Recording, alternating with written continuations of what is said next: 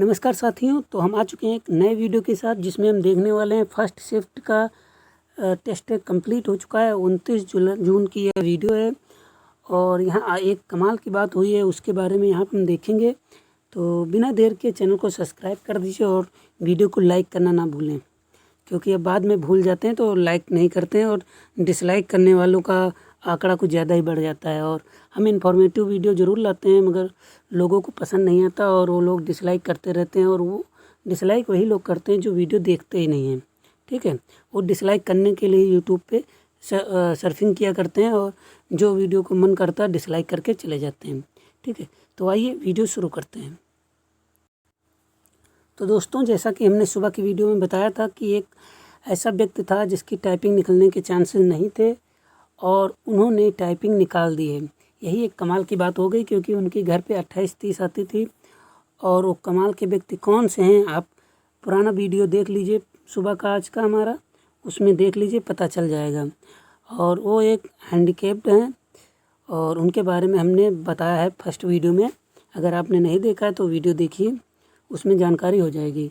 और बहुत घबरा रहे थे, उनकी 28-30 आ रही थी स्पीड, मगर उन्होंने धैर्य बनाए रखा और उनकी स्पीड निकल गई।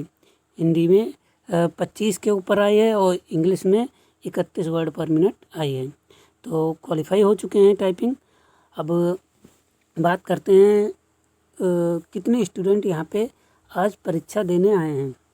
तो अगर फर्स्ट शिफ्ट में बात करें तो 193 स्टूडेंट यहाँ पे आज टाइपिंग देने के लिए आए हैं और इसमें 170 स्टूडेंट यहाँ पे क्वालिफाई हो चुके हैं। और मैं आपको बता दूं, इसमें 23 स्टूडेंट फेल हुए हैं। और इसमें हम आपको बता दें कि हिंदी और इंग्लिश में आज हिंदी में फेल होने वालों का आंकड़ा 0 है, मतलब कुछ भी नहीं है। और 4 स्टूडेंट जो फेल हुए हैं वो इंग्लिश और हिंदी दोनों में फेल हुए हैं। बाकी 19 की बात करें तो 19 फेल हुए हैं केवल इंग्लिश में। तो ये आंकड़े बताते हैं कि किस हिसाब से सुधार हो रहा है टाइपिंग में।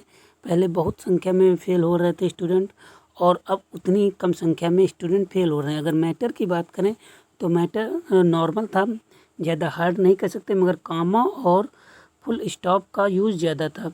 चाहे हिंदी में कर लीजिए या इंग्लिश में, इनका उपयोग ज़्यादा था। और कुछ लोग कह रहे थे कि हिंदी में क्या कॉमा और फुल स्टॉप के लिए अल्ट का उपयोग करना पड़ेगा। तो मैंने कई बार कहा है कि अल्ट का उपयोग नहीं करना। जो नीचे की रॉ होती है, ठीक है, सबसे नीचे जिसे लोअर रॉ बोलते हैं, उस पर अगर जो होते हैं डॉट और फुल स्टॉप का, जो इंग्लिश में और हिंदी में दोनों सेम है, उनका उपयोग कर सकते हैं। और क्वेश्चन मार्क का उपयोग कहीं नहीं है, क्वेश्चन मार्क का कोई उपयोग नहीं हो रहा, क्योंकि alt shift plus question mark दबाएंगे तब होता है, तो उसका उपयोग है ही नहीं। और गिनतियाँ देखने को मिल रही हैं, नंबर देखने को मिल रहे हैं कई, तो नंबरों का ध्यान इस प्रैक्टिस करके जाइएगा। और बैक स्पेस का कम यूज़ करें और ज़्यादातर एक्यूरेसी का मेंटेन रखने की कोशिश करें, जिससे आपकी स्पीड निकलेगी और 100% आप सक्सेस पाएंगे। और हम आपको बता दें कि हमारे चैनल पे बहुत ही जल्द UPSSC PET के लिए क्रैश कोर्स शुरू हो रहा है। तो जिन लोगों को चाहिए वो ज्वाइन करते रहें, हमारे चैनल पे जुड़े रहें, जल्द से जल्द ये सुविधा शुरू हो जाएगी।